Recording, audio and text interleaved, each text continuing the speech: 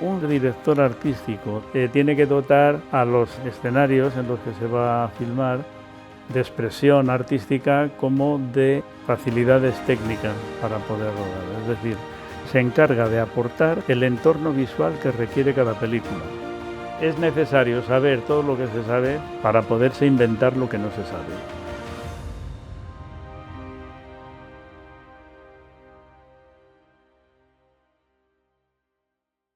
Me llamo Félix Murcia y mi profesión es director artístico, diseñador de producción. Bueno, lo primero que voy a hacer es definir qué es la dirección artística, antes de lo que es un director artístico. Yo tengo, digamos, de cosecha propia una definición que la tengo aquí, la tengo que leer porque ya casi ni me acuerdo, porque la escribí hace 25 años. Y dice, bueno, la escenografía aplicada al cine o dirección artística es la especialidad que tiene como finalidad la consecución o creación, tanto artística como técnica, de todos y cada uno de los escenarios concretos que son necesarios para desarrollar en su totalidad cualquier acción propuesta desde un guión cinematográfico, de modo que ésta pueda ser filmada adecuadamente desde la particular visión de un director. Esta finalidad conlleva tener que dar y dotar a cada uno de los escenarios de una expresividad artística y a la vez de unos recursos técnicos necesarios en función, todo ello, de la planificación de cada puesta en escena y del clima dramático o atmósfera que requiera, situando a su vez dicho espacio y decorado en un lugar, una época y unas circunstancias determinadas. Esa es la definición que más se ajusta a una realidad y que no ha cambiado, no se ha modificado en nada. Hay un departamento que muchas veces se confunde con la dirección artística, pero es un subdepartamento. Pero mejor lo voy a hacer diciendo que hay una figura que es el jefe del departamento, que es el que podríamos llamar diseño de producción o diseñador de producción. ¿Por qué? Porque, bueno, esto fue un hecho que se dio en los años 30, concretamente en una película, creo que fue Lo que el viento se llevó, en 1939, que el director de arte de esa película, que era William Cameron Menzies, hizo por primera vez un estudio del color para aplicarlo de forma dramática, con una expresividad dramática. Porque hasta entonces las películas en color que ya se hacían, claro, era un poco por estética, por plástica, pero no con una concepción, digamos, de expresividad dramática. Entonces, este Cameron Menzies dibujó como 3.000 bocetos para todas las escenas que había que rodar con un tratamiento del color. Era la primera vez que se hacía eso, es decir, se le daba expresividad al color como si fuese un componente dramático más dentro del contexto de la película. Y bueno, les dieron un Oscar por la mejor dirección artística y a su vez a William Cameron Menzies por primera vez la denominación de diseñador de producción. Aquí hay una confusión con lo de diseñadores de producción y diseño de producción, porque la gente no lo entiende muy bien. Es una mala traducción, porque realmente no es literal, se dice literalmente, pero una cosa es hacer una traducción y otra cosa es hacer una interpretación. Entonces la traducción literal sí es diseñador de producción, diseño de producción, pero si le damos interpretación, realmente lo que te está diciendo es que es el diseño del producto, es decir, de la película. Es el que diseña el aspecto visual de la película. Ese es el diseñador de producción, que por primera vez, como digo, es un súper director artístico. A su vez, su ayudante pasó a ocupar su puesto como director de arte y el ayudante del director de arte como decorador o ambientador. Entonces esos son los tres escalafones que hay dentro del departamento. Luego hay un grupo de ayudantes para cada uno de los componentes de nosotros. El diseñador de producción tiene su ayudante, el director de arte tiene sus ayudantes, el decorador o ambientador tiene sus ayudantes, Luego hay dibujantes, depende de la envergadura que tenga un proyecto cinematográfico. A veces solamente hay un director de arte y un ayudante, y punto. Y a veces un director de arte él solo.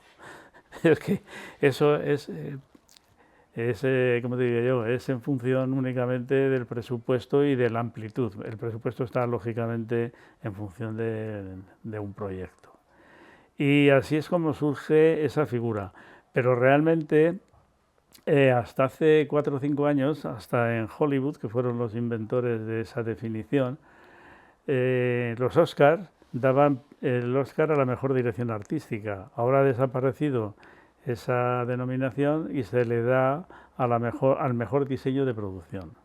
Luego, por otro lado, esas denominaciones proceden digamos, de la industria angloamericana, porque en España empezaron llamándose decoradores y luego se decidió, como venía mucho cine americano y se empezó a ver cuál era el trabajo del director artístico americano, que era el mismo que hacían los decoradores aquí, pues entonces se asumió esa denominación.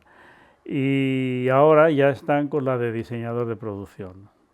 Los últimos directores de arte ya empiezan a firmar como diseñadores de producción, porque es evidente que el trabajo que hacen es de diseñadores de producción. Es más, bueno, cada país tiene una denominación. Aquí en España, como decía, se asumió la angloamericana, pero en Italia se siguen llamando scenógrafo. En Francia se llama chef decorateur. En Alemania se llama film architecte. Entonces, bueno, pero cuando hacen trabajos ya que no son, digamos, para consumo nacional de cada país, sí que se ponen ya diseñadores de producción o directores de arte. Y bueno, pues como al mismo tiempo que el cine ha evolucionado, pues han evolucionado también los cometidos de cada una de las especialidades. Cada vez son más complejos, cada vez ahora con la aplicación de las nuevas tecnologías, pues ya hay escenografías virtuales que sustituyen a las físicas. Hay una serie de elementos que se han ido introduciendo en la profesión, como pasa en todas las demás especialidades. El diseñador de producción controla el vestuario. ¿Qué pasa con el vestuario? El vestuario es un componente más de la escenografía, porque tiene forma y tiene color, aunque esté en movimiento, pero es un elemento más de la propia escenografía. Y a su vez arrastra también maquillaje y peluquería, porque son complementos.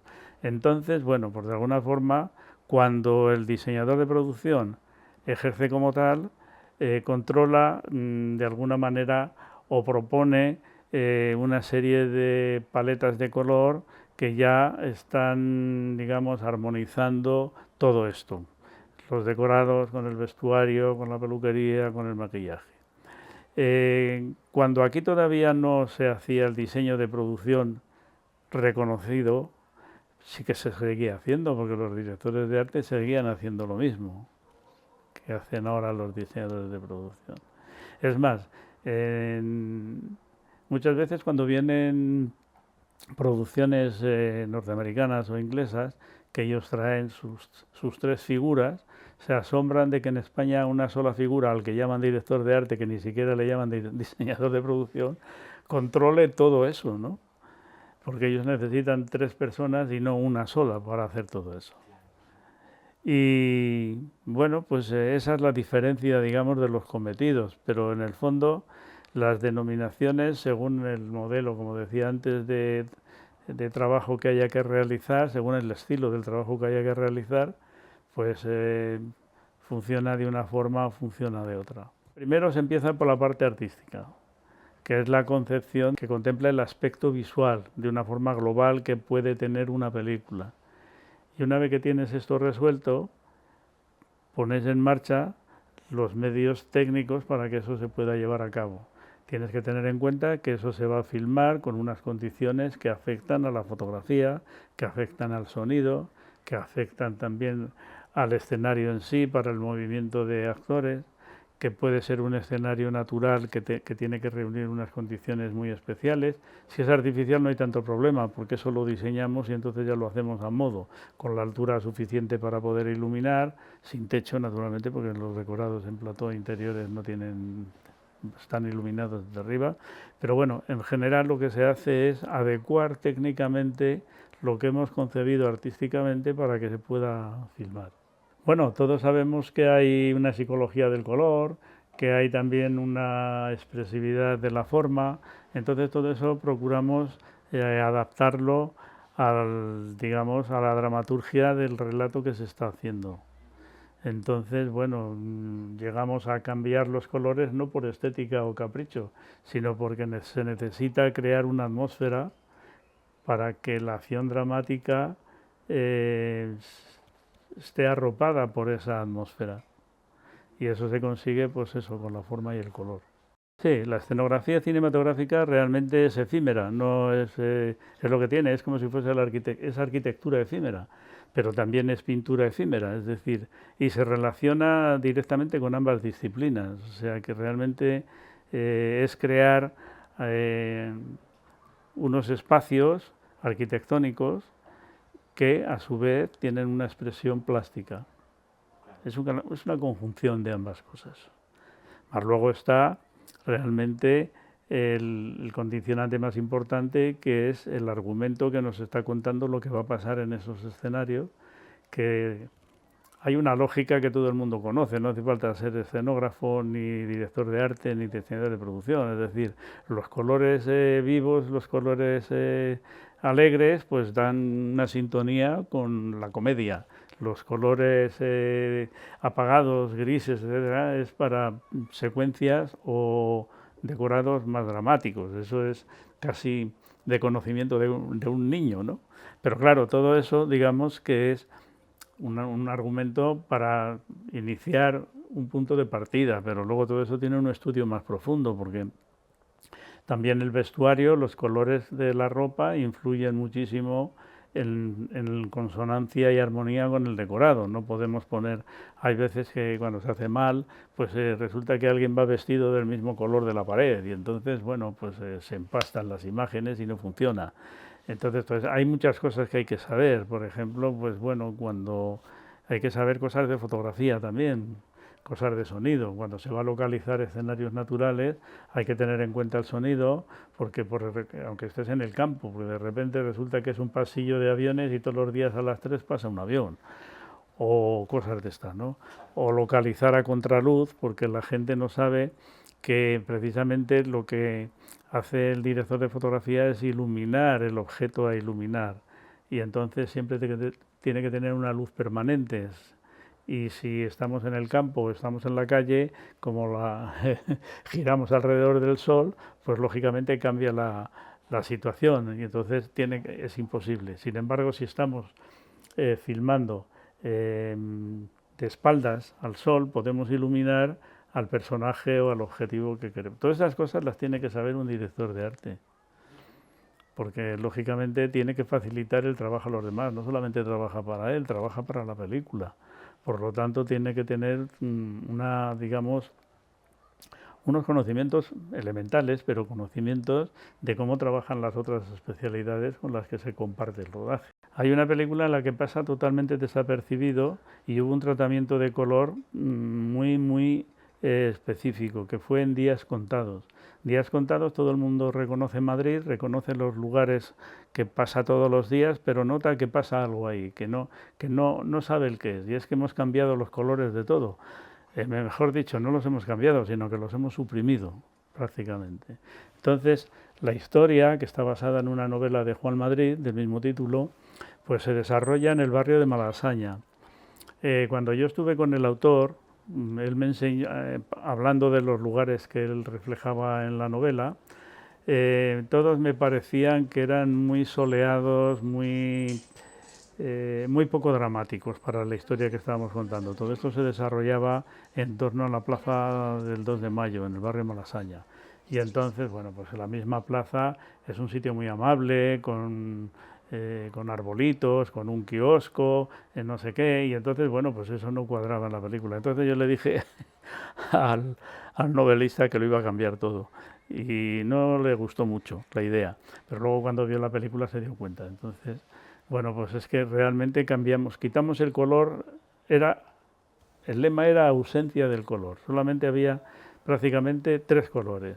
Había grises, había azules y había rojo solamente en el vestuario de la protagonista, que de vez en cuando, y era un rojo tirando a granate. Y los demás, el vestuario de los actores, los decorados naturales, todo lo cambiábamos. Cambiábamos hasta los coches aparcados, los escaparates, quitábamos la mercancía del color y poníamos otra nuestra. O sea, todo esto. De ahí la historia que cuenta Pepe Nieto en su libro Música para la Imagen, porque muchas veces él, cuando va a hacer una película y coincidimos, que hemos hecho varias, me pide la paleta de color cuando estaba empezando a hacer la maqueta de la música de la película. Él, lógicamente, ya habla con el director, sabe lo que quieren, tiene el guión, sabe lo que pasa, pero como que necesita saber qué color va a tener la imagen. Y entonces, pues nada, yo le doy la paleta de color, le explico tal.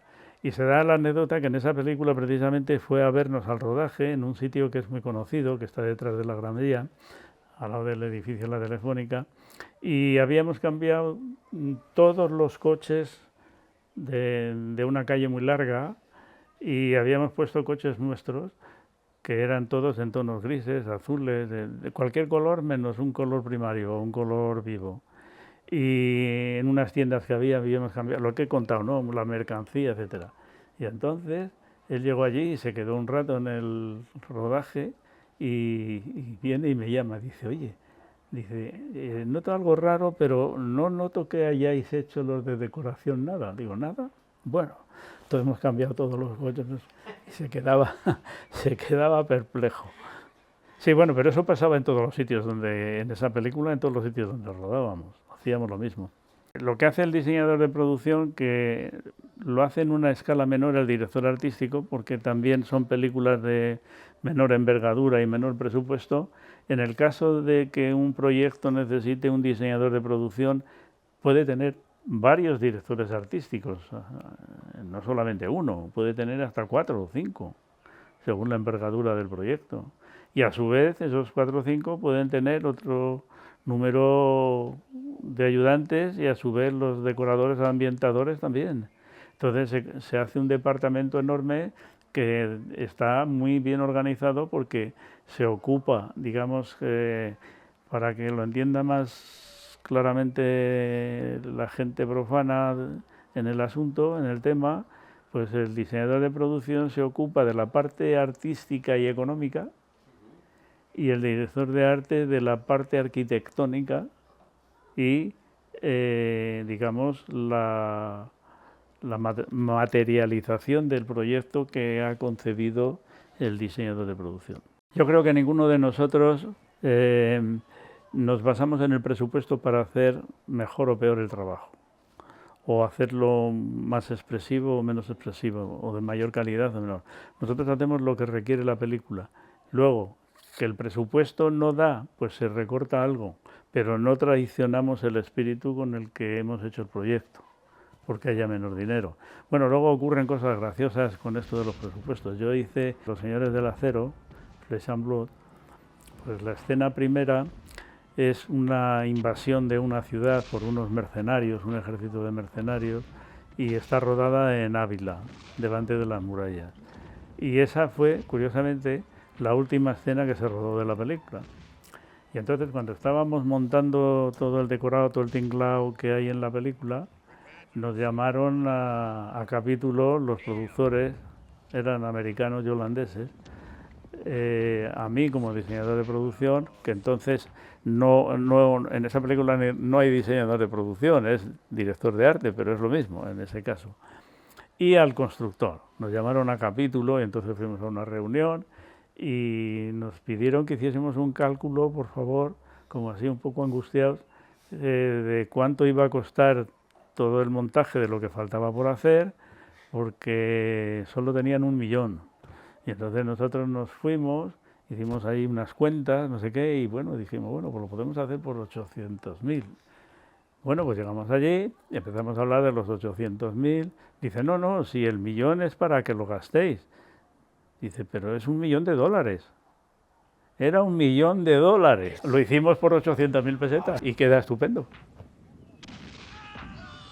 el constructor, que era Ramón Moya, que ya ha muerto, y yo dijimos, bueno, ahora les vamos a pedir a estos $1.000.000, porque lo hemos hecho por menos, pero ha quedado bien y era lo que ellos habían pensado, ¿no? Pero como era el final de la película ya... No, era una broma eso, lo íbamos a hacer, pero en broma, ¿no? A ver qué cara ponían. Pero ya nada, eran las últimas escenas de la película. Yo creo que todos utilizamos los mismos recursos, todos los profesionales de la especialidad.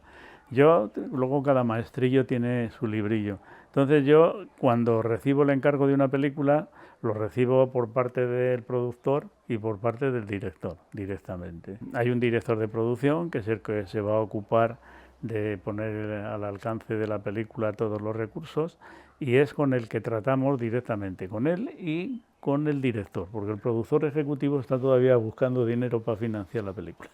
Bueno, pues entonces yo lo que hago es, en cuanto recibo el guión, lo leo. Yo leo el guión 3 veces.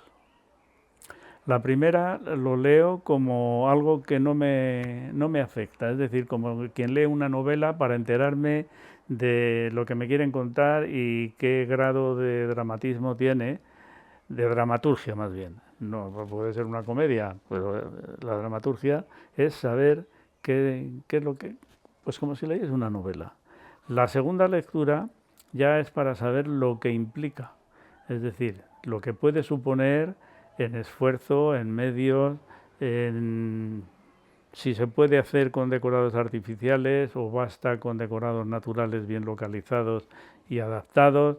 Y entonces ya tengo que poner en marcha una serie de conocimientos que ya tengo o me documento de dónde puedo encontrar cosas para no construirlas, que es más barato, o lo contrario, a lo mejor resulta que están en un sitio que es mucho más difícil y más costoso que si lo hacemos artificialmente. Empiezo a hacer esa valoración.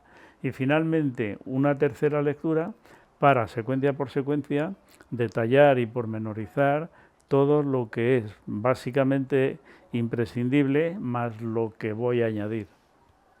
3 lecturas. A partir de ahí ya se incorpora al departamento el o los ayudantes, dibujantes y simultáneamente, porque normalmente en casi todas las películas ahora ya se hacen muchas que todos son decorados naturales, pero hay todavía muchas que es mitad y mitad, que pueden ser la mitad naturales y la mitad artificiales. Se trata de que el espectador no se entere qué parte es la artificial y qué parte es natural, ¿no? Eso sería un buen trabajo. Y hay otras que son totalmente en estudio, porque tienen que ser todo decorados artificiales, porque son de época, ya no existen los lugares, o si existen no nos dejan rodar en ellos, porque son patrimonio nacional y lógicamente eso es necesario conservarlo.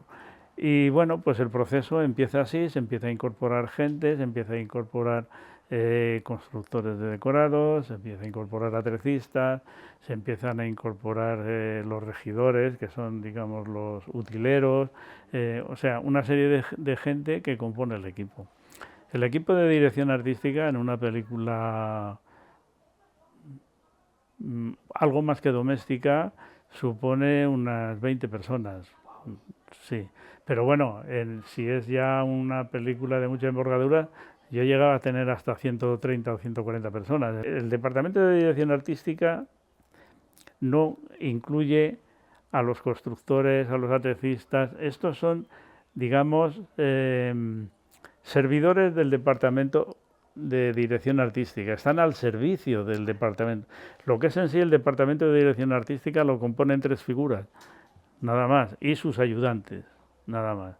Ese es el departamento de dirección artística. Lo que pasa es que por extensión, lógicamente englobamos a los equipos de construcción, a los equipos de atrezo, a los equipos de jardinería, de tapicería, de todo lo que sea necesario en un decorado, dependen de nosotros. Por lo tanto, están a nuestras órdenes, pues es como si fuese el departamento de dirección artística. Entonces, para entendernos y no complicar las cosas, pues vale, pues son del departamento de dirección artística. Por ejemplo, pues te puedo dar alguna pista de alguna cosa. Pues, la serie para televisión Fortunata y Jacinta, pues ahí teníamos 100 y pico, 130, 140. En La Forja de un Rebelde, otra serie también para televisión española, pues otros 100 y pico. y así hacia abajo, pero vamos, y en otras películas hemos sido dos. Y ya. Y ya. Total, qué bueno. A medida que vamos teniendo ideas, las vamos plasmando, por eso dominamos el diseño. Tanto el dibujo artístico como el diseño técnico. Entonces, lógicamente, al hacer una propuesta no la podemos hacer verbal, porque es para algo que se ha de plasmar, que tiene que tener una función visual. Entonces, lógicamente, hay que emplear esos mismos recursos, el diseño. Entonces, con ellos rectificamos, si ellos quieren que lo rectifiquemos o nos aceptan el proyecto. Nosotros lo que hacemos son propuestas y luego el director las acepta o no las acepta. Hay veces que no hace falta porque hemos entendido muy bien al director lo que quiere y otras no. Entonces, lógicamente, hasta que llegamos a un consenso. Y luego hay otro, porque otro con el que hay que llegar a un consenso, que es el productor. Porque muchas veces se da el caso de que con el director hemos llegado a un acuerdo, pero resulta que cuando el director de arte o el diseñador de producción le presenta al productor, ¿no?, al director de producción, el proyecto de lo que vamos a hacer, nos dice corta, corta decorado, corta por aquí, corta por allá, y entonces, claro, ahí hay un problema, porque se lo tenemos que decir al director.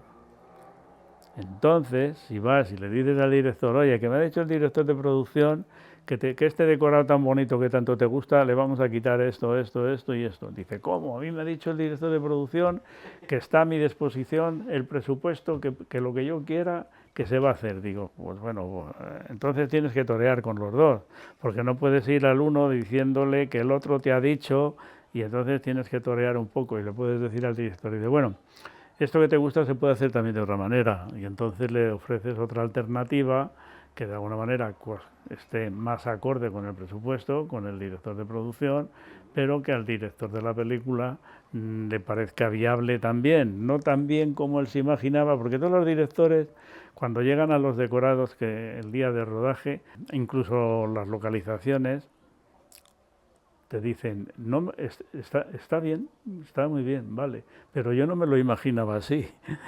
Todos te dicen lo mismo, no me lo imaginaba así, claro, no te lo imaginabas así porque ni yo mismo me imaginaba que iba a quedar así, porque hay una serie de imponderables, una serie de cosas que van haciendo que eso cambie, que se transforme.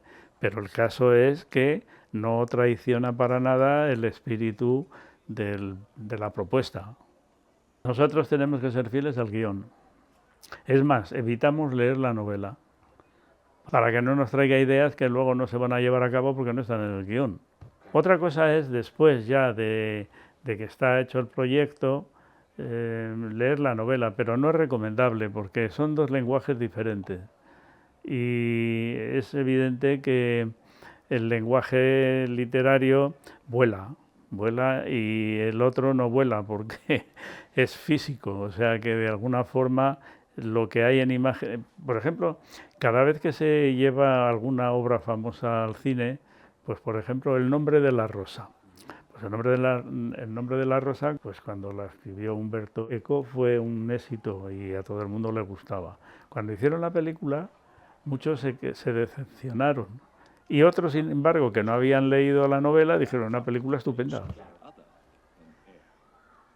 Es lógico, son dos lenguajes diferentes. Además, en la imaginación del lector puedes cambiar la imagen, incluso de la cara del protagonista, según pasa el tiempo y te la vas imaginando. Y en el cine, era el actor, el mismo actor, un poco más viejo, un poco más joven, pero es el mismo actor. Entonces, tiene menos posibilidades imaginativas una película porque ya te lo dan. Ya han pensado para que tú no te imagines nada. Lo que tú estás viendo no tienes que pensar en nada, es lo que hay. Mientras que en una obra escrita, tu imaginación puede ir por muchas vertientes, ¿no? Hay un principio que lo dice todo. Todos los ayudantes potencialmente son directores artísticos. Por lo tanto, son directores artísticos que están empezando y que están aprendiendo. Entonces ya se sabe que cuanto más experiencia tienen, mejor son. Por lo tanto, llega un momento en que prescinden de la ayudantía para ya volar solos como directores artísticos. Así ha sido siempre. O sea que realmente los que aspiran a ser ayudantes de dirección artística realmente son potencialmente directores artísticos, bien sea por formación académica o por una serie de películas que ya han hecho como ayudantes, ya han cogido ya soltura y saben de qué va la cosa y llegan a directores artísticos. Claro. Siempre ha sido así, en todas las cinematografías. No hay unos estudios académicos para ayudantes de dirección artística, ni hay nada específico previo a la práctica. O empiezan trabajando y van evolucionando. Y si han estudiado algo relacionado es que han estudiado dirección artística. Pero empiezan, nadie que salga de una escuela de cine con la especialidad, titulado con la especialidad de dirección artística, empieza a trabajar como director artístico. Y si se arriesga a ello, allá él. Claro, una cosa es la formación académica, que es como ayudar a subir los peldaños de dos en dos, y otra es la del autodidacta, que va a aprender igual, incluso va a ser tan bueno como el que ha estudiado, pero va a ser mucho más lento el proceso, va a subir los escalones uno a uno, y mientras que el otro lo va a subir de dos en dos o de tres en tres. Claro, Esa es la única diferencia. Es necesario que aprendan trabajando, es necesario. Estos oficios no se pueden aprender ni desarrollar teóricamente.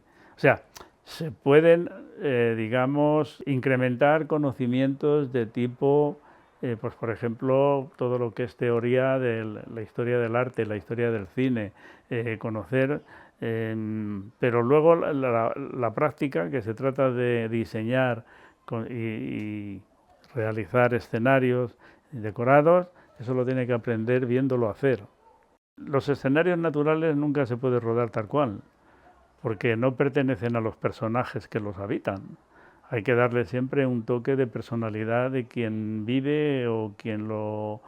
en fin, quiero decir que si vamos a rodar a una casa de cualquier persona que la alquila para rodar películas, estará amueblada, estará decorada conforme al gusto de su dueño, pero no es para nada el personaje que estamos haciendo nosotros que va a habitar esa casa. Entonces hay que modificarlo igual.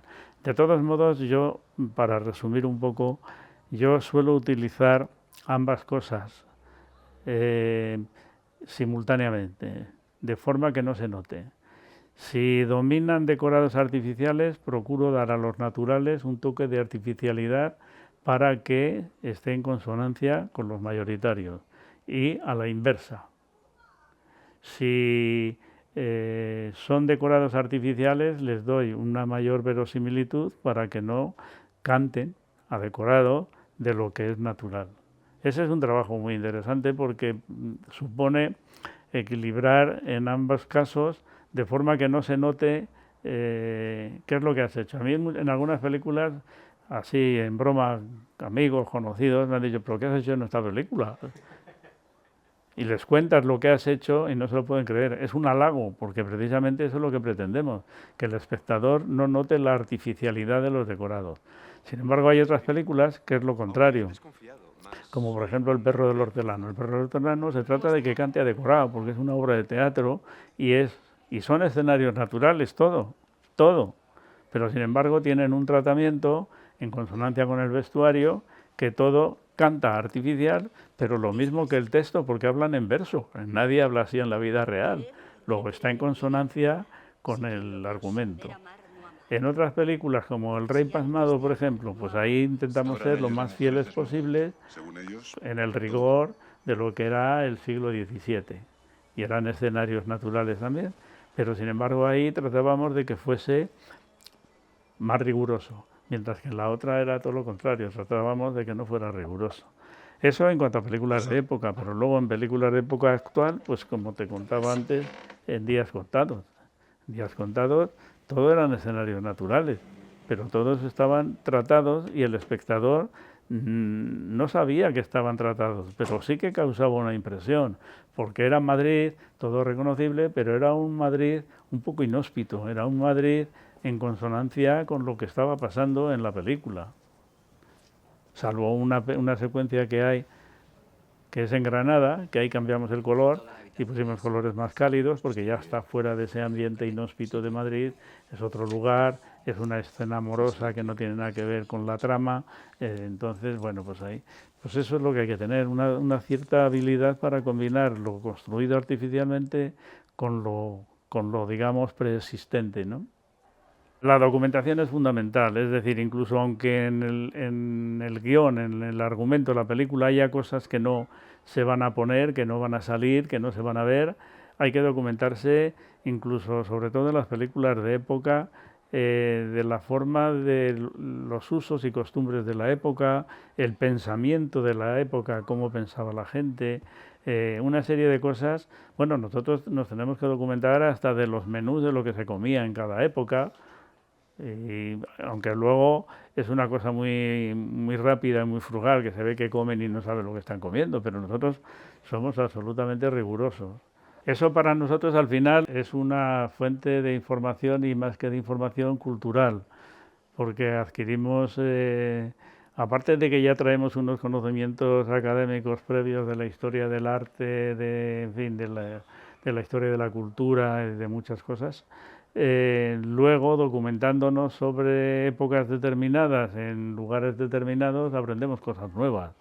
Entonces, bueno, pues luego también consultamos mucho, consultamos sobre todo libros. Ahora ya es más fácil, pero antes todo era en papel. Ahora ya con las nuevas tecnologías vas a Google y te lo cuenta todo. Total, total. Aunque yo no confío nada en Google porque he contrastado cosas que es un fraude en muchas cosas.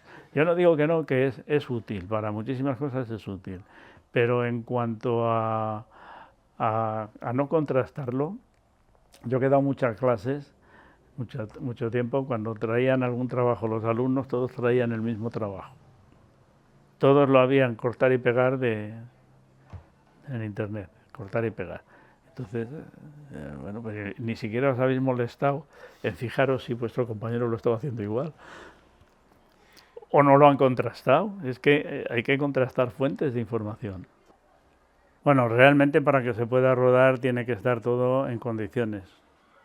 Tiene que estar el decorado ya completo, tiene que estar cada cosa en su sitio, tiene que estar todo completo. Lo único que está normalmente en rodajes, según qué director quiere que esté el director de arte allí pegado a él, o puede estar un ayudante, porque normalmente no están todos los decorados, están en proceso todavía, no están acabados y hay que seguir controlando la construcción o controlando. Y unas veces lo hace el ayudante y el director de arte está con el director en el estudio, en el plató o en el rodaje, y otras veces es el ayudante. El ayudante a su vez tiene en rodaje un asistente de o dos de atrezo, porque hay que mover muebles, hay que cambiar cosas de sitio, más luego, ahora ya cada vez menos, pero antes había un carpintero y un pintor. Y ahora la figura que hay es un carpintor atrecista, uno que hace todo. Pero bueno, en las películas de cierta envergadura sigue existiendo esas figuras que están en rodaje. Entonces depende mucho de el tipo de rodaje que sea. A veces estamos allí el director de arte, el ayudante o los ayudantes, varios atrecistas, porque hay cambios pues eso, de mobiliario dentro del decorado o incluso saltos de época que hay que cambiar detalles para que parezca que han pasado unos años, objetos, elementos. Incluso a veces hay que parar el rodaje unas horas o un día para pintar el decorado de otro color, para simular que han pasado 50 años o cosas de estas.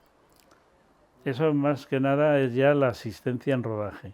Pero hay que dar por hecho que para que se pueda rodar en principio tiene que estar todo eso ya resuelto. Más que nada es estar en rodaje para mantenimiento. La relación más directa, aparte del director y el productor, es con el director de fotografía. Hay que tener en cuenta que lo que nosotros hacemos es para que pueda ser fotografiado. Entonces, por lo tanto, tenemos que tener con ellos una relación de complicidad en cuanto a cuando diseñamos los decorados o cuando localizamos, él es el que tiene que poner objeción si es que la hay o hacer alguna observación. Con ellos tenemos una relación muy directa en cuanto a cosas sobre todo de color. Los directores de foto también están muy obsesionados siempre con el color. Y luego pues también con el resto, con sonido. Bueno, hay una reunión previa en todas las películas, que es una reunión en la que se hace una lectura de guión, en la cual todos los jefes de departamento exponen, cuando se lee secuencia por secuencia, qué es lo que va a hacer. Entonces, si ha habido antes, que normalmente suele ser antes, sí, una visita técnica a los lugares naturales donde se va a rodar, pues ya se ponen pegas, si las hay, o no. Y de cualquier manera sabemos lo que van a hacer cada uno, porque el director explica, aparte del texto que venga en secuenciado, él explica lo que pretende obtener y de cualquier manera nosotros debemos de responder qué es lo que vamos a aportar para que lo sepa todo el mundo. Por lo tanto, la relación normalmente es buena, salvo alguna excepción que pueda haber, partiendo de que todos saben lo que va a hacer el otro. Y entonces ya no se puede dar ninguna pega durante el rodaje. Es decir, cuando se dice a rodar es que ya se puede rodar y no debe haber ninguna cosa que no esté resuelta previamente. Y eso se hace en conjunto, no unos sí y otros no, es en conjunto, salvo montaje. Salvo montaje que es, bueno, yo fui muy amigo y trabajamos en muchas películas con Pepe Salcedo. Iba con la moviola al hotel donde el sitio donde estábamos rodando. Y entonces, como se veía proyección, o sea, el negativo se mandaba a los laboratorios de Madrid, nos devolvían el positivo se proyectaba en la moviola, porque en otros los sitios había un sitio donde proyectarlo. Y entonces la moviola cumplía dos funciones, la de hacer de proyección, que no veíamos nada porque era pequeñísimo, claro, era el fotograma, pero sí, algo se veía. Y luego, por otro lado, pues Pepe Salcedo ya iba pegando cosas en bruto, claro. Ahora lo hacen digitalmente todo. Es más, una cosa que antes no había, porque no sabíamos lo que habíamos rodado nunca hasta que no íbamos a proyección. Es lo que el combo. Ahora se ve todo en la cámara, lleva incorporado otra cámara de vídeo y ves directamente, incluso hacer la puesta en escena y la composición del plano a través del combo. Pero antes eso era una incógnita, había que ir a proyección todos los días después del rodaje para ver lo que había rodado el día antes, cuando ya estaba positivado. Y grandes sorpresas a veces había. Claro, porque algunas veces ha habido que repetir alguna secuencia, o por lo menos alguna toma. Ha cambiado mucho todo. Bueno, yo tampoco puedo hablar porque yo mucho, porque me imagino cómo era el cine mudo, era lo que salía. Todas las películas tienen dificultades, todas. Y todas las películas tienen también sus alegrías. Y específicamente una o dos, pues bueno, con dificultades, te puedo nombrar unas cuantas, y con alegrías también. Pero no sabría, nunca me paraba a pensar, simplemente es el resultado final que haya dado la película el que me puede haber dejado más satisfecho o no, y nunca me deja satisfecho porque siempre estaría rodando la misma película. Es decir, es como los pintores o los escritores que tienen que decir basta, esto se ha acabado, porque si no seguiré haciendo la misma película siempre. Es más, yo muchas veces en rodaje, cuando he estado en rodaje y están rodando y veo con ojos de cámara, claro, porque nosotros miramos todo con ojos de cámara, algo que veo que está mal o que no está como yo quisiera, y estoy no pidiéndole a Dios, porque gracias a Dios no creo en Dios, pues le estoy pidiendo que se equivoque un actor para que corten y haya que hacer otra toma e ir a reparar o reconstruir lo que está mal. Entonces, nunca termina uno satisfecho del trabajo que hace. Puede quedar más o menos contento de que no haya ido a peor, pero ahí se queda la cosa.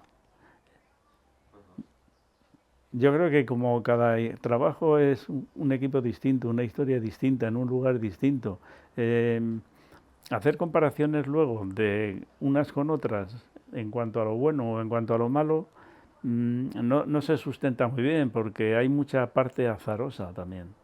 A pesar de que las películas están estudiadas, pensadas antes de materializarlas, antes de llevarlas a cabo, hay también algo azaroso, que muchas veces no lo percibimos.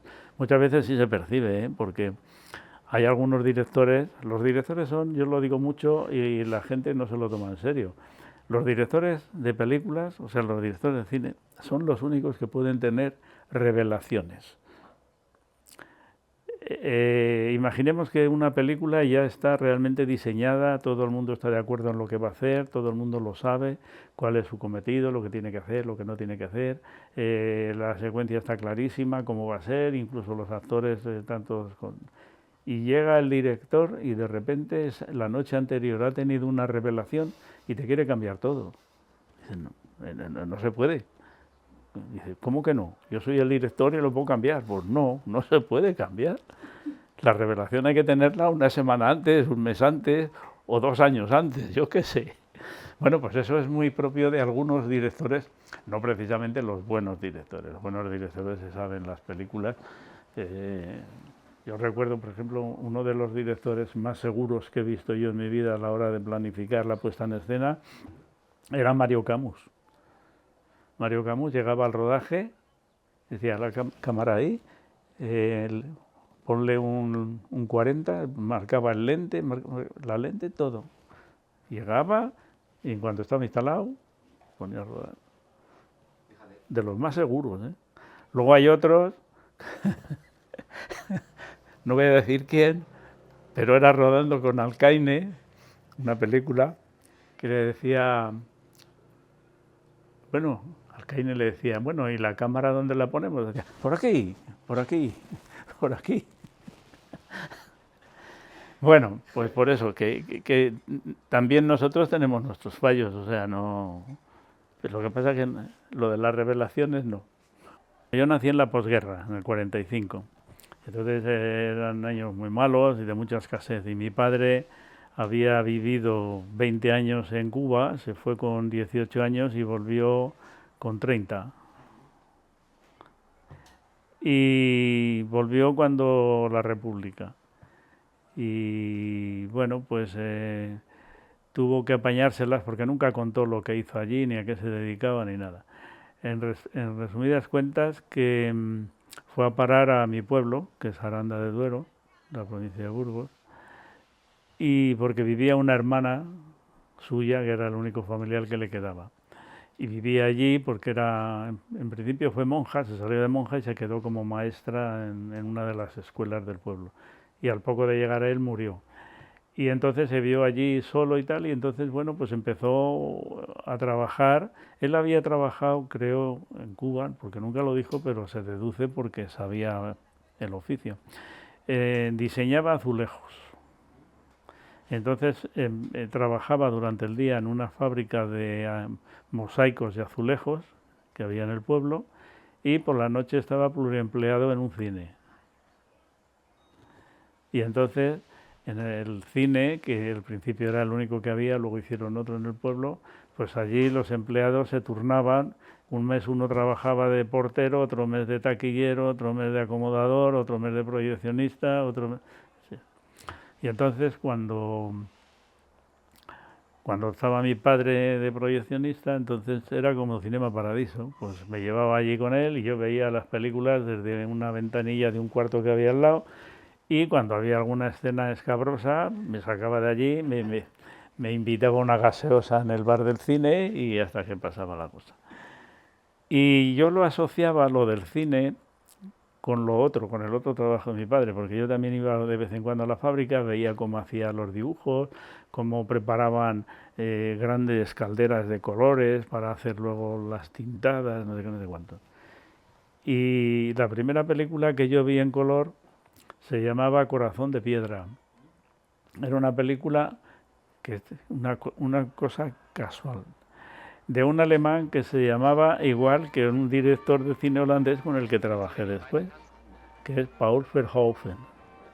Bueno, pues el director de aquella película, que era alemana, se llamaba también Paul Verhoeven. Bueno, pues para mí ver aquella primera película en mi vida en color, que tendría 5 años, 6 años, bueno, ponle 7, para, para poder tener un poco comprensión de aquello, porque yo mismo no sé ni la edad que tenía entonces. Pues asociaba al trabajo de mi padre las dos cosas. Y entonces yo quería ser pintor de películas. Y entonces hasta que mi padre me descubrió que las películas no se pintaban, que se pintaron cuando eran pues con Méliès, que se pintaban con anilinas y etcétera, etcétera, pero que ya no se pintaban, que había el propio celuloide tenía una emulsión ya y podía ser en color y tal. Y entonces eso me decepcionó mucho, porque yo quería ser pintor de películas. Y entonces, bueno, por otro lado, por parte de mi madre, supe que tenía un tío que era pintor. Es uno de los pioneros del arte abstracto español, que se llama Fermín Aguayo. Y, y bueno, pues ya decidí que si no iba a ser pintor de películas, pues iba a ser pintor de cuadros. Pero no daba un palo al agua. Terminé malamente el bachillerato y yo quería trabajar, porque todos los amigos que tenía ya trabajaban, tenían ya más de 14 años y todos ya habían terminado la primaria. Alguno había hecho cuarto de bachillerato y ya todos estaban trabajando y manejaban pasta y entonces yo no. Entonces dije, nada, esto, yo a trabajar. Y entonces mi padre me dijo, vale, pues te vas a poner a trabajar, pero vas a estudiar también. Y entonces me matriculó en el instituto para que terminase con quinto y sexto el bachillerato. Pero en una especialidad que había entonces que era por libre, se podía estudiar libre, te matriculabas en el instituto y luego tú te las apañabas, luego ibas a examinarte, eso sí, al final del curso, pero podías ir tú a clases particulares con cualquier maestro en cualquier academia y así, bueno, pues a mí me pareció estupendo porque así no daba no estudiaba nada, me dedicaba a trabajar y bueno, al final sí que lo saqué, pero tardé los 2 años lo saqué, pero a duras penas. Entonces me dediqué a pintar de forma autodidacta y llegué a ganar un premio provincial y ser seleccionado para un premio nacional, etcétera. Entonces, por esa época, iba a Aranda todos los veranos un estudiante de geología que iba a hacer unas prácticas allí y nos hicimos amigos y me dijo que yo allí en Aranda no hacía nada, ¿sabes? Pintando y todo eso, no. Que él me ofrecía irme a su país, que su padre era arquitecto y me podía buscar trabajo porque mi padre, después de que estuve trabajando en varios oficios, en varios trabajos, mejor dicho, uno era en una fábrica azucarera en el laboratorio de semillas con un telescopio midiendo el grado de azúcar que tenía la remolacha y tomando nota. Otro era en una mantequería para llevar llevar los repartos de la compra a las casas. Otro en una fábrica de máquinas veldadoras. Y otro en un taller de electricidad del automóvil, o sea, y otro de repuestos del automóvil. En un año pasé, porque no duraba más de 2 meses en cada uno. Claro, duraba 2 meses o 3 porque no me gustaba ninguno. No me gustaba ni estudiar ni trabajar, o sea, era un nini de estos de ahora. Y entonces mi padre me dijo, bueno, o sea, que tú quieres ser pintor, ¿no? Vale, pues entonces yo tengo un amigo, que es verdad, que era amigo suyo, un alemán, que se había establecido en Aranda, que había venido desde la Primera Guerra Mundial en bicicleta desde Alemania. Y dibujaba, pintaba murales y aparte tenía un taller de pintura industrial. Y mi padre, muy cuco, me dijo, te vas a enterar tú lo de ser pintor, artista. Y nada, me llevó con él y ahí estuve trabajando unos años con él y lo que hacía era pintar cuartos de baño, cocinas, salones, todo menos pintura artística. Entonces fue cuando gané ese premio y todo esto y vino el holandés y me ofreció ir a Holanda. Y entonces en Holanda el padre de este chico me metió primero en una empresa de pintura industrial que a su vez hacía el mantenimiento de los estudios de la televisión holandesa, de la NOS. Entonces yo llegué allí y vi cómo hacían los decorados y los pintaban y tal, y entonces le pedí a mi patrón que me dejara pedir trabajo a los de los decorados para la televisión. Y entonces allí empecé a aprender, pues eso, escenografía, pintura escenográfica. Y estuve 2 años. Y entonces vine a España, pero me pillaba la edad militar y me fui a la Legión. Y al salir de la Legión fue cuando me di cuenta que ni era pintor, ni tenía oficio ni beneficio. Y entonces, como tenía un bachillerato, pues decidí aprovecharlo. Y en principio todavía me tenía el gusanillo de la pintura, tenía el gusanillo de los decorados, tenía un montón de gusanillos por ahí como, como un queso de Cabrales. Y, y al final, bueno, pues resulta que durante 5 años me matriculé en 3 escuelas al mismo tiempo y me fui a pedir trabajo a Televisión Española. Como había estado en la televisión holandesa, me admitieron en el taller también de construcción de decorados. Ahí estuve 5 años, que estuve estudiando, trabajaba de noche, me iba por la mañana a clase, un día a una escuela, otro día a otra, un día a una escuela, otro. Luego iba a la pensión donde vivía, comía, me acostaba a las 3:30 o así, me levantaba a las 10:30, 11, entraba a trabajar a las 12, salía a las 7 de la mañana, así estuve 5 años. Y bueno, pues saqué las 3 titulaciones y entonces estaba allí a expensas, porque estábamos contratados en Televisión Española, que se convocasen en oposiciones, porque yo tenía titulación suficiente y no se convocaban. Y entonces fui a ver a Adolfo Suárez, que era entonces el director de Televisión Española, antes de ser ministro y antes de ser presidente. Y me dijo que no me preocupara, que al año siguiente se convocaban. Se convocaron, me presenté y las aprobé. Y luego poco después subí de categoría porque entré como ayudante, pero hice muy pocos años de ayudante porque ya hacía trabajos de superior categoría y entonces lo denuncié a la magistratura de trabajo y me reconocieron la categoría superior. Y ahí estuve en filmados, al final, los últimos años, hice Fortunata y Jacinta, hice El Camino con Josefina Molina, ya en filmados, todavía como ayudante. Lo que pasa es que en Fortunata y Jacinta el jefe del departamento, que entonces en televisión no lo llaman director artístico, lo llaman escenógrafo, era Rafael Palmero.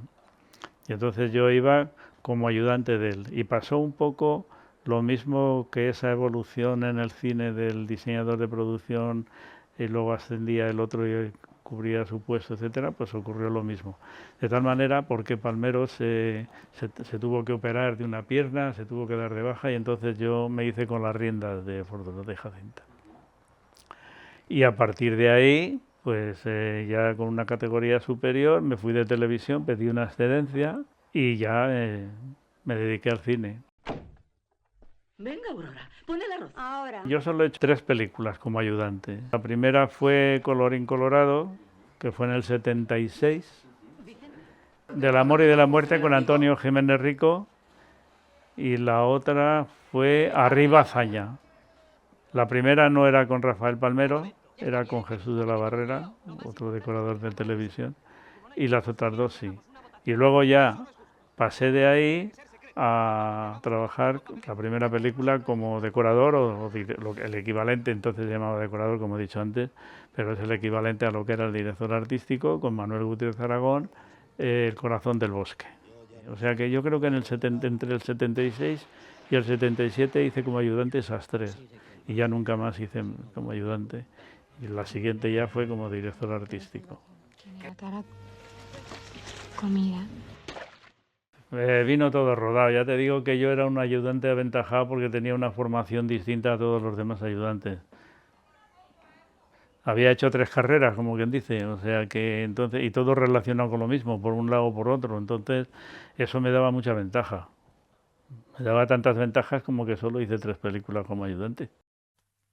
La verdad, yo Como estoy en el Consejo Superior de Investigaciones Científicas, no tengo... Esa fue como ambientador. Era muy divertido, era un tipo que lo único que me tenía loco, porque bueno, el decorador o director artístico en esa película era Rafael Palmero.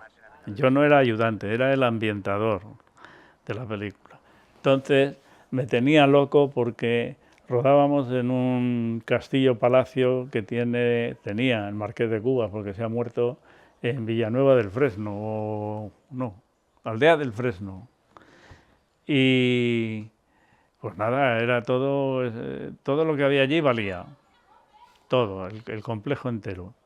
Pero resulta que como Berlanga rueda a plano secuencia, necesita espacios mucho más grandes. Entonces teníamos que cambiar todo. Donde era el salón iba a ser el dormitorio. Donde era el dormitorio iba a ser otra cosa más reducida, otra dependencia. Donde era el patio interior de luces que había, eso iba a ser la cocina. Donde estaba el garaje iba a ser la capilla. O sea, todo cambiado, todo cambiado.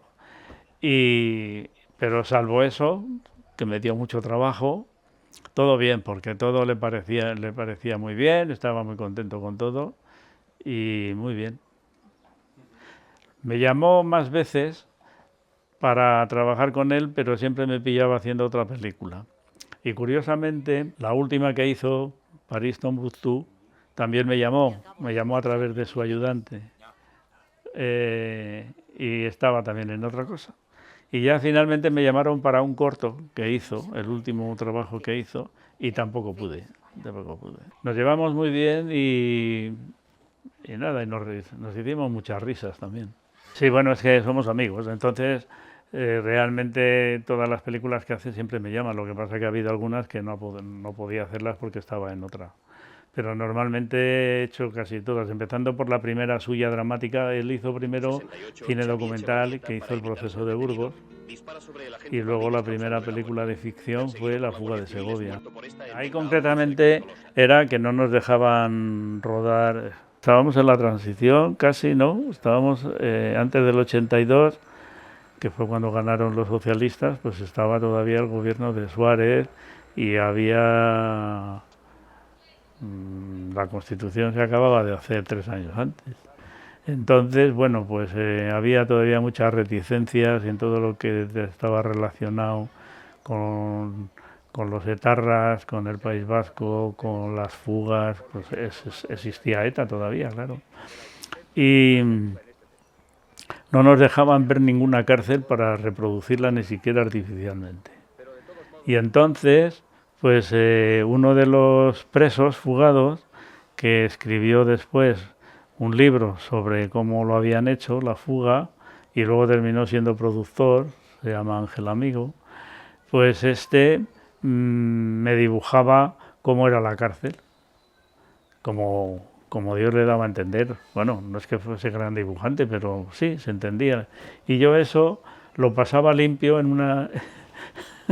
Lo recordó el otro día Luis Valles, Coldo, lo recordó en una de las ceremonias de estas, decía, cogía una servilleta, íbamos a un bar, cogía las servilletas y en la servilleta hacía como tenía que ser el decorado, me lo daba a mí y luego yo era el que lo tenía que hacer en limpio y tal y cual.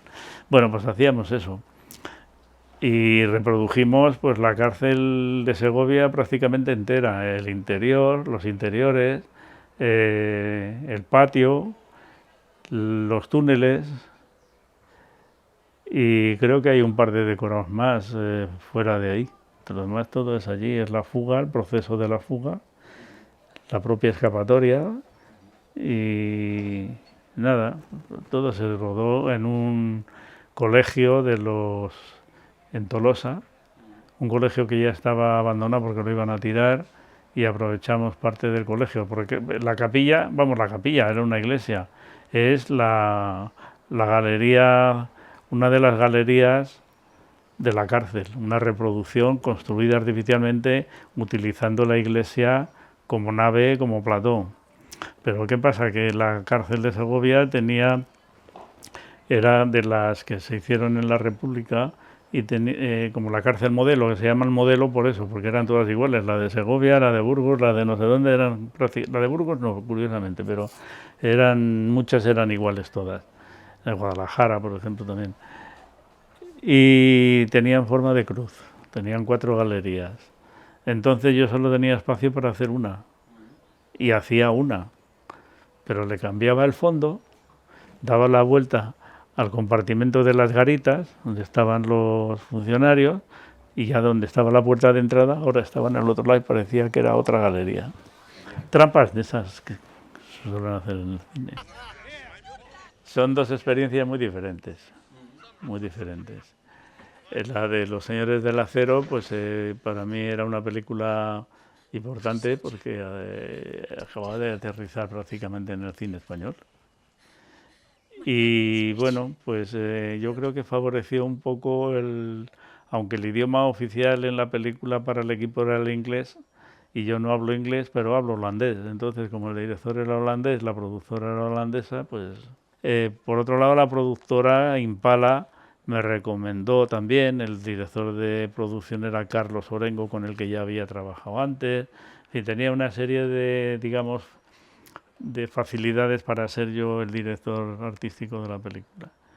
Y bueno, pues fue una experiencia no muy diferente de las películas españolas. Lo único que había más dinero, que había más facilidades para hacer las cosas y que la historia, bueno, pues desde el punto de vista de la dirección artística era interesante hacerla. Y en la de Colomo, pues también era una experiencia porque era la primera película que se hacía de ciencia ficción en España. Y entonces tenía un presupuesto bastante alto para una película española en esa época. Y también tenía un reparto internacional.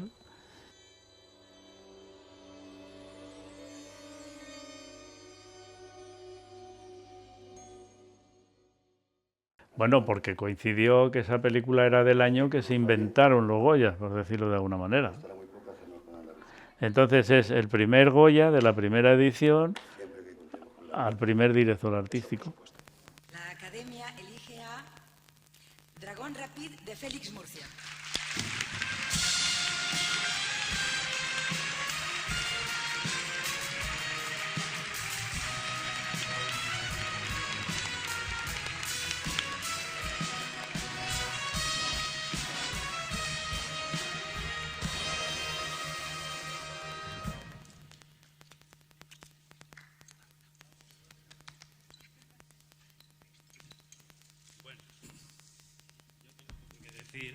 Porque pienso que lo que hacemos es más bien para ver. De todos modos, quiero hacer partícipes a todos los compañeros que han hecho posibles que se ejecuten todo eso que nosotros diseñamos. Y también pienso que al fin y al cabo lo que nosotros hacemos en el cine es ayudar o contribuir a que se cuenten historias. Y nada más. Gracias. Pues nada, muy bien, con Jaime Camino me entendí muy bien y yo me he entendido muy bien con muchos directores, salvo uno. Yo siempre digo que los directores de cine son vampiros, o sea, necesitan chupar la sangre de los que colaboramos con ellos. Un buen director lo que hace es escuchar todo lo que le propongas, sea quien sea, vamos, sea quien sea, quiero decir con criterio, y luego se queda con lo que le conviene. Pero escucha e intenta, a lo mejor le estás hablando de una cosa que crees que le estás dando una idea y resulta que es que le has encendido la bombilla de otra cosa que no se le había ocurrido, que no es la que tú le propones, pero es otra que él tampoco había pensado, o sea, le da pie a que se le encienda a él también la bombilla. Jefe, a este gazpacho le han echado algo. ¿Qué tiene este gazpacho? Tomate, pepino. Yo le reconozco su talento y bueno, aunque no me gusta su cine, porque no me gusta, no me interesa nada de su mundo, de lo que él cuenta, pero reconozco que es un director de cine que ha sabido y que tiene la habilidad y el talento de poder haber hecho que el cine español tenga un nombre fuera del país por un lado y por otro lado que tiene muchísimos seguidores aquí en el propio país. Y que sí que ha hecho un cine muy particular, muy peculiar, porque también él se ha atrevido en un momento dado a afrontar temas poco peliagudos que no socialmente no estaban bien vistos o aceptados, y entonces él le ha echado valor y ha hecho y sobre todo le ha echado valor siendo autodidacta, porque es haber llegado donde ha llegado siendo autodidacta, que empezó con una Super 8, que él mismo se montaba las películas y él mismo no solo las filmaba, sino que, que las montaba y hacía todo, pues a mí eso me parece que tiene mucho mérito. Y me parece que es una persona a la que yo le tengo mucho respeto y le admiro, pero no nos entendemos. ¿Qué vamos a hacer? El más interesante, el más divertido y el que más trascendencia tuvo realmente fue El Rey Pasmado. Por un lado, en cuanto a reconocimiento del público, en cuanto a reconocimiento profesional, es Días Contados. Días Contados es una película que tiene al espectador en tensión y, por otro lado, desde un punto de... Bueno, tuvo...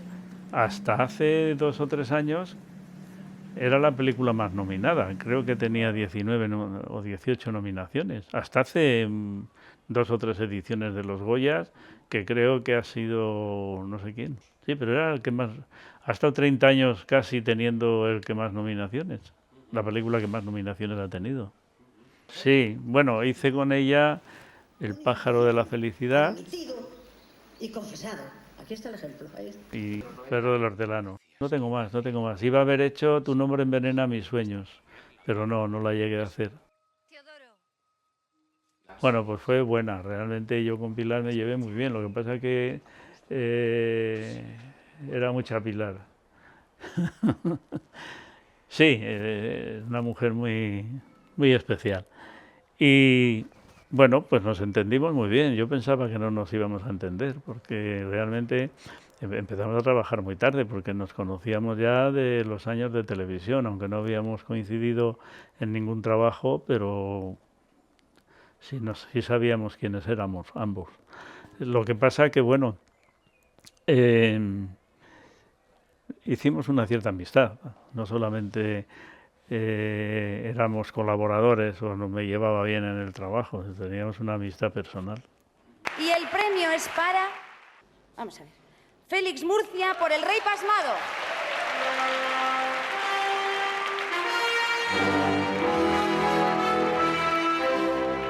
Es un poco complicado explicarlo, pero tiene unas razones de por qué es como es. Realmente, en principio, tira mucho que una película sea muy taquillera. Eso influye mucho a la hora de votar, por un lado, en general. Porque además, cuando una película es muy conocida por el público en general, arrastra todos los premios. Dice, pues si esta película es tan buena, pues es todo bueno. Entonces es todo bueno y no es verdad. A lo mejor es bueno el tema o es bueno la dirección, pero es mala la interpretación de algún actor, o no son buenos los decorados, o es mala la música, pero no. En general, los académicos más bien, dejan arrastrar por eso. Y entonces, en vez de verse todas las películas que se tienen que ver para ver cuáles son dentro de cada especialidad la mejor, lo que hacen es tirar de las más conocidas, de las más taquilleras, y ahí ya dicen, pues si esta es la mejor en esto, también en lo otro, en lo otro, en lo otro. Muchas veces hemos visto películas que ni siquiera han estado nominadas y eran estupendas, y las hemos visto al cabo de 1 año o 2 después en la televisión. Y dices, ¿cómo esta película no fue nominada, por ejemplo, por peluquería y maquillaje, o por vestuario, o por dirección artística? Y sin embargo eran otras. Y por otro lado, bueno, pues una frase manida es que para que uno gane, otro pierde. Entonces, es un poco injusto, porque muchas veces, claro, los que llegan a ser nominados, después de la purga que hay en las votaciones, pues resulta que son pues películas que por esas razones que decías, de que han sido más taquilleras o han tenido mejores críticas, pues arrastran. Pero pasa en todos los premios esto, Pasa igual en los premios literarios y pasa igual en todo. Y en el cine pasa igual con los Oscar, pasa igual con los César, con los BAFTA, con todos los premios. Nuevo pensamiento mío desvanecido en el viento, que con ser mi pensamiento de veros volar me río. Hay una película de Truffaut que es La Noche Americana, que cuenta la historia del rodaje de una película. Bueno, pues La Noche Americana española sería El perro del hortelano. Pasó de todos. Productor inicial fui yo. Acababa de hacer con Pilar El pájaro de la felicidad. Y entonces me dijo que tenía un proyecto de una novela de Leguina que era Tu nombre envenena mis sueños. Y entonces yo había formado una productora con Ramón Moya, que era constructor, que ya ha muerto, y Carlos Ramón, un jefe de producción. Entre los tres juntamos un capital y formamos una productora y produjimos una película, Sombras en una batalla, de Mario Camus, que fue a Cannes, a la quincena de realizadores, que después estuvo en los Goya nominada como mejor película. Sin embargo, ganó Berlanga con Todos a la cárcel, cosa que me pareció injusta, no porque fuera yo el productor, sino porque no tenía comparación una película con la otra. Pero bueno, entonces le íbamos a producir, yo le dije a Pilar que bueno, que trajese guiones de Tu nombre envenena mis sueños y veíamos a ver si lo llevamos a cabo. Entonces traje uno escrito por Juan Antonio Porto y no le gustó, le pagamos 2 millones de pesetas al Porto y lo rompió. Entonces vamos a buscar a otro y entonces contactamos con Taco Larreta, productor uruguayo, que era director de cine también. Hizo otro guión, lo trajo, otros 3 millones de pesetas rotos. Entonces me dijo, dice, bueno, oye, mira, es que si no lo aplazamos y hasta que encontremos un guión bueno, y mientras, ¿qué hacemos? Dice, pues mira, acababan de estrenar Mucho ruido y pocas nueces. Y dice, pues vamos a hacer como los ingleses, coger una obra de teatro clásico y la llevamos al cine. Y dice, bueno, pues ¿a quién cogemos? ¿A Calderón de la Barca? ¿A no sé quién? No sé cuántos. Y decidimos que Lope de Vega, porque era el más conocido internacionalmente y que más había sido traducido. Y entonces, pues, consensuamos en hacer El perro del hortelano.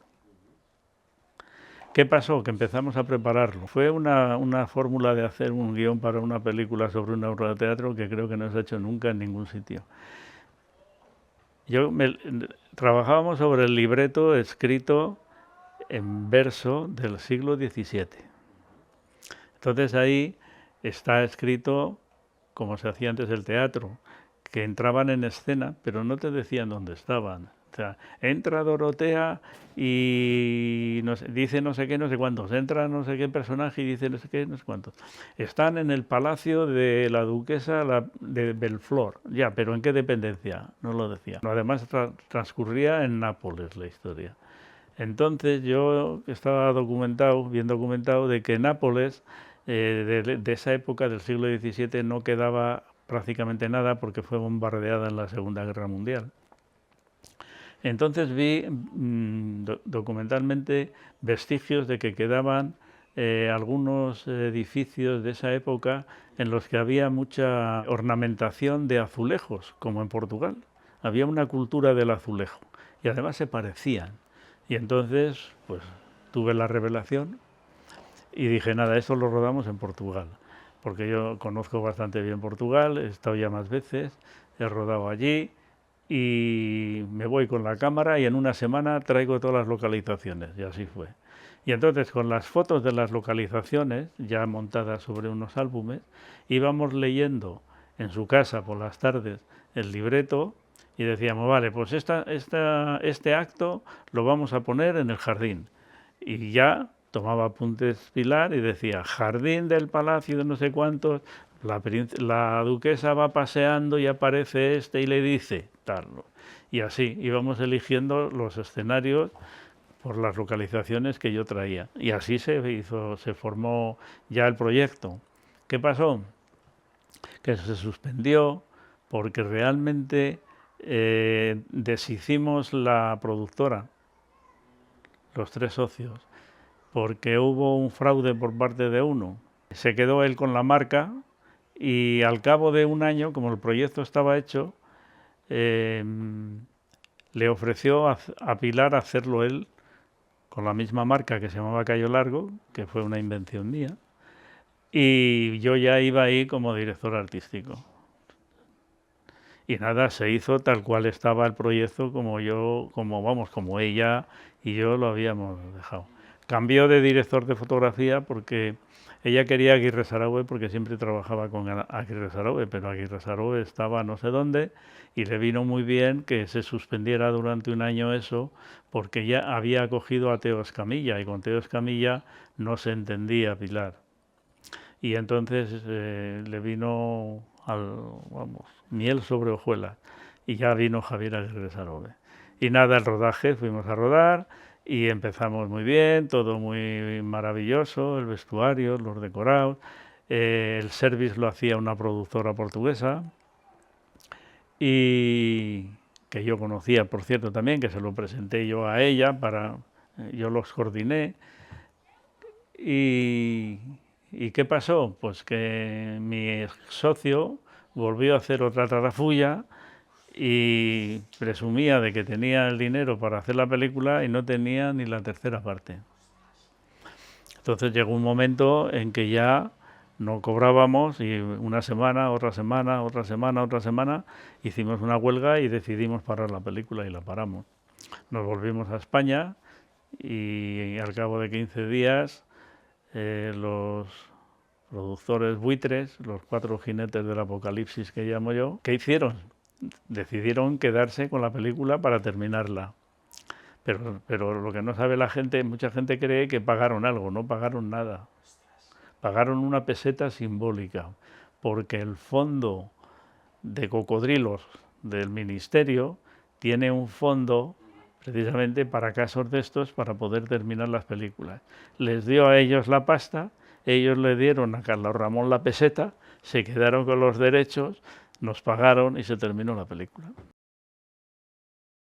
Necesitamos más cruzados, más dinero, más armas. Es una película que no quería dirigir nadie porque el productor quería haber sido él el guionista y el director. No le apoyaba a nadie, ni las televisiones, ni nadie, porque no le consideraban apto preparado para dirigir una película y menos de ese estilo y de la repercusión que podría haber tenido, ¿no?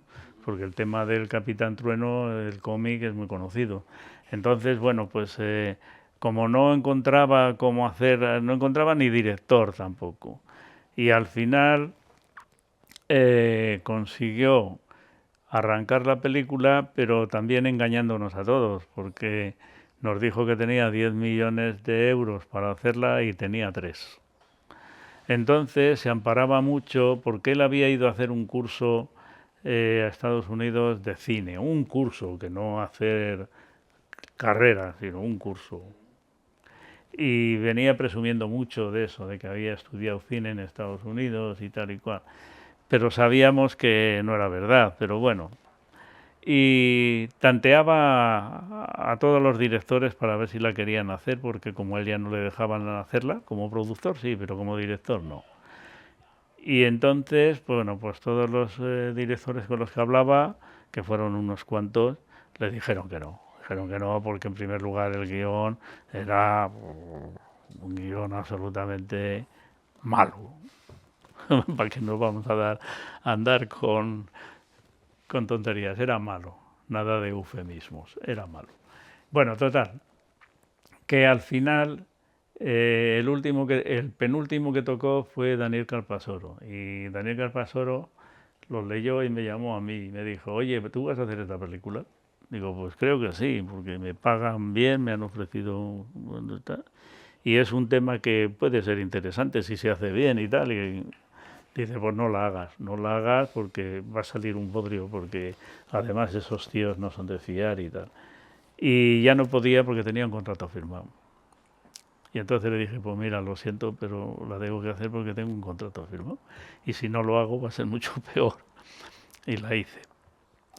Y nos engañó no solamente en el presupuesto, sino a mí concretamente en la dirección artística, porque me dijo que en postproducción se iba a hacer como un 40% virtual. Entonces todo lo que yo diseñaba, todo lo que yo localizaba, lo hacía pensando en que después iba a llevar una extensión virtual hacia todos los lados de lo que eran los escenarios, con todos los... Y resulta que no. Resulta que no lo hizo porque no tenía dinero. Y entonces la película la dirigió Antonio Hernández. Y bueno, con Antonio Hernández muy bien, sin ningún problema. Y nada, el rodaje muy bien también. Pero claro, la cosa fue que también dejó de pagarnos. Claro, si es que... El cine está plagado de Bueno, piratería por todas no lo partes, sabes ¿no? tú bien. Qué barbaridad. Yo tengo también una lista que no la tengo, pero en la cabeza, de 4 o 5 películas que no he cobrado. En algunas con mucho dinero, ¿eh? Y bueno, esto en el cine español ahora ya parece que menos, porque como no ponen un duro los productores, todos lo sacan de las... que si la subvención autonómica, que si la subvención del Ministerio de Cultura, que si la subvención de televisión no sé cuántos, que si la de no sé quién. ¿Qué ponen ellos? No ponen nada. Yo he trabajado con productores que han arriesgado su patrimonio, uno de ellos concretamente Emiliano Piedra. Emiliano era el otro productor, junto con Dibildos, 3 o 4, que esos sí que arriesgaban su patrimonio. Emiliano Piedra, que luego hipotecó su casa como 4 veces. La perdía y volvía a hacer otra película, con lo que ganaba la recuperaba y volvía así. Hizo los cines Luna y también los perdió, los volvió a ganar, los volvió a perder, los volvió a ganar. Eran gente que arriesgaban su dinero propio. Y esos nunca, que yo sepa, dejaron de pagar a nadie mientras se trabajaba con ellos. Yo trabajé con Emiliano Piedra, en la primera película fue con Saura, que fue Carmen. Y muy bien. Luego hice toda la serie El Quijote con Manuel Gutiérrez Aragón, que también muy bien. O sea que esta gente no es comparable con la gente de ahora. Yo oigo de las películas que hacen ahora, si antes no nos pagaban, ahora encima tienen que poner dinero el que trabaja. Tiene que poner dinero porque trabaja 14 o 15 horas en unas condiciones malas. O sea, que realmente pone dinero. Hombre, bonitos muchos, pero vamos, no por el cine en sí mismo, sino por la gente con la que he convivido o las circunstancias que se han dado mientras hacíamos una película. Pero más que bonitos, curiosos, algunos. El otro día contaba uno que yo tuve la ocasión de ir a Hollywood y estaba preparando una serie que iba a ser la serie más importante de la historia de la humanidad. Era para conmemorar el 5º centenario del descubrimiento de América. Y entonces Televisión Española, para conmemorarlo, iba a hacer una serie que se llamaba Dos Orillas, que contaba la historia paralelamente de España y Sudamérica durante todo el siglo XIX. Empezaba con las guerras carlistas y después saltaba, bueno, total, que pasaba por todos los países y en cada país era una saga familiar que iba de tatarabuelos a nietos. Y entonces pasaba por varios países en los que contaban de paso, pues en Brasil la abolición de la esclavitud, en Argentina, Paraguay y Brasil la guerra de la Triple Alianza contra Uruguay contra Paraguay, así, en todos los sitios, ¿no? Y finalizaba con la guerra de Cuba en 1898. Bueno, pues ese proyecto es el que estaba haciendo yo, que luego se suspendió, porque fue, no sé si os acordáis, que Pilar era directora de Radio y Televisión y la defenestraron. por un gasto que había hecho en ropa, en no sé qué historia. Y luego la absorbieron, pero bueno. El hecho que quería contar es que estaba yo en ese proyecto, y entonces me llamaron por teléfono. Me llamó un señor que me dijo que era productor, me dijo cómo se llamaba, y me ofreció hacer una película con Schroeder. Y entonces me dijo que habían visto unas cosas mías que se las había enseñado Juan Antonio Ruiz Anchía, director de fotografía español, con el que hice 2 o 3 películas con él aquí en España, pero vive en Estados Unidos, vive en Los Ángeles y trabaja para el cine americano. Bueno, total, que había visto algo que habíamos hecho juntos y les había gustado y me llamaban para hacer esa película. Y entonces, pues, empezó a dorarme la píldora. Dice, bueno, yo le dije, bueno, yo inglés, no sé, mucho. Y para hablar con el director, pues lo tengo un poco difícil. Y me dice, no, pero no te preocupes, aquí en California casi todo el mundo hablamos español. Yo mismo te estoy hablando español y soy holandés. Digo, pues yo hablo holandés. Y entonces dice, no me digas. Digo, pues sí, empezamos a hablar en holandés. Y entonces se quedó así como muy alucinado. Digo, bueno, pero ¿qué pasa con el director? El director no sabe holandés. Dice, bueno, pero ha vivido en Japón. Y yo digo, bueno, este me está tomando el pelo. Digo, ¿y qué tiene que ver que haya vivido en Japón? Dice, pues que tiene mucha paciencia. Pero bueno, pues es anécdotas de cosas que ocurren en relación con las películas.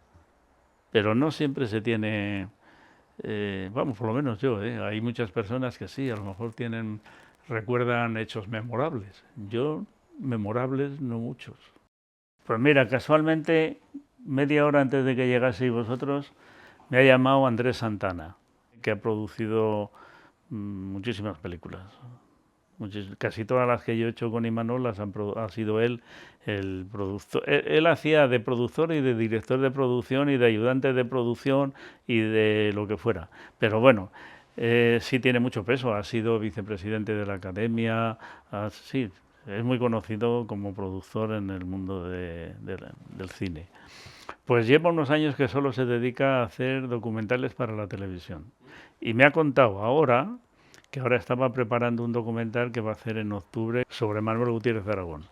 Produjo uno a Emilio, el maquetista. Bueno, pues Andrés Santana ha producido muchísimo y ahora se dedica a hacer documentales. Y me decía, una película no dura en una sala de cine más de 15 días. Y no hace taquilla, porque no va nadie, van 4. ¿Por qué? Porque las plataformas, por no sé cuánto al mes, por 7 euros, por 10 euros, no sé cuántos, puedes ver todas las películas que quieras y encima no tienes que salir de tu casa. Entonces, está claro que, desgraciadamente, bueno, por un lado, afortunadamente, eso está dando muchísimo trabajo a toda la gente del audiovisual. Por otro lado, los perjudicados en todo caso son los exhibidores, porque el cine hay que hacer, sea para plataformas o para salas convencionales, hay que hacerlo igual. Entonces, bueno, el problema está en la calidad de lo que vas a ver, claro. No es lo mismo verlo en una pantalla de cine que verlo en un televisor. Pero bueno, yo he visto algunas series en Netflix que están fantásticamente hechas. Entonces, no sé, el futuro yo creo que tiende a que, no sé, ahora mismo lo que se ve en las salas precisamente es un cine de entretenimiento bastante vacuo, o sea, bastante... Van allí a pasar van a los centros comerciales donde están las salas y lo mismo se compran unos zapatos que se toman una hamburguesa que ven una película. No, ya no tiene nada que ver el tema digamos, del cine como expresión artística. Ni siquiera como el cine realmente tiene varias expresiones. Es artística cuando lo es, que no lo es siempre. No lo es siempre, pero también es cine de entretenimiento y hay muy buen cine de entretenimiento. Pero ahora tienden a un cine más vacuo. Es de entretenimiento, pero de un entretenimiento facilón. Pocas películas destacan mundialmente cada año. En Estados Unidos yo creo que se ruedan no sé cuántas me dijeron, de las cuales 200 y pico son malas, pero malas peor que la peor española. ¿Y qué hacen? Que como tienen la hegemonía de distribución mundial, cuando tienen 3 películas buenas, esas te las empaquetan con 10 malas y te las tienes que llevar. Las 3 buenas con las 10 malas y pagar por todas. Entonces, esas pues pasan luego, son serie B, películas de serie B, que afortunadamente ahora están saliendo de las salas comerciales porque las compran las plataformas, que son las plataformas y las televisiones más que las plataformas, que son las películas esas que se llaman telefilm. Pero bueno, que realmente sí que hay un cierto temor a que desaparezca el cine como tal, no que desaparezca, sino que deje de ser como era hasta ahora, para verlo en salas, a oscuras, en silencio. Las salas se quedarán en las filmotecas, harán ciclos como los museos. Los museos que organizan exposiciones, pues las salas de cine de las filmotecas harán ciclos de cine tal cual, y se quedará pues como que vas a ver un museo, pero un museo del cine, a ver películas tal cual son. Yo pienso que algo así. También otra cosa que tengo clara es que de aquí a unos años, no sé cuántos, el cine lo podrá hacer una sola persona.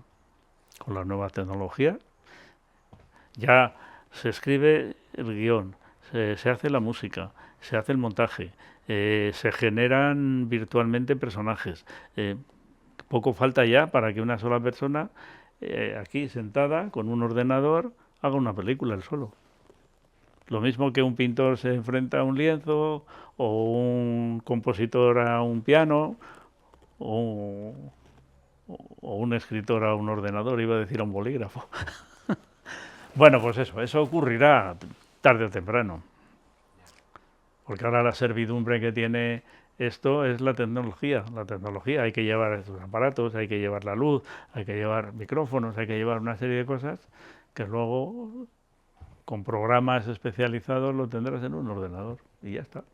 Bueno, pues en principio formarse, aunque sea autodidacta, autoformarse en ese caso, en todo lo que es el mundo del arte en general. O sea, conocimientos de historia del arte, conocimientos en general de la música, de todos los movimientos artísticos que estén en funcionamiento, conocer la actualidad también artística del momento, las tendencias que pueda haber en la música, las tendencias que pueda haber en la literatura, en fin, que conozca el mundo de la creatividad, tanto del pasado como del presente. Y luego que procure tener una formación académica, si puede, y si no, tiene la otra vía abierta, que es la autodidacta también, pero que tenga en cuenta lo que decía al principio, va a subir los peldaños de 2 en 2 o de 3 en 3, mientras que el otro lo subirá de 1 en 1, lo más rápido posible. Pero que tenga inquietud, que tenga sobre todo inquietud por el mundo en general o globalmente de la creatividad, incluso de la moda, porque así estará al día y sabrá tanto cómo evolucionó el arte desde el pasado a través de la historia del arte al presente y el por qué. Y otra cosa que debe saber es el por qué se hacen las cosas, no cómo se hacen solo, sino el por qué.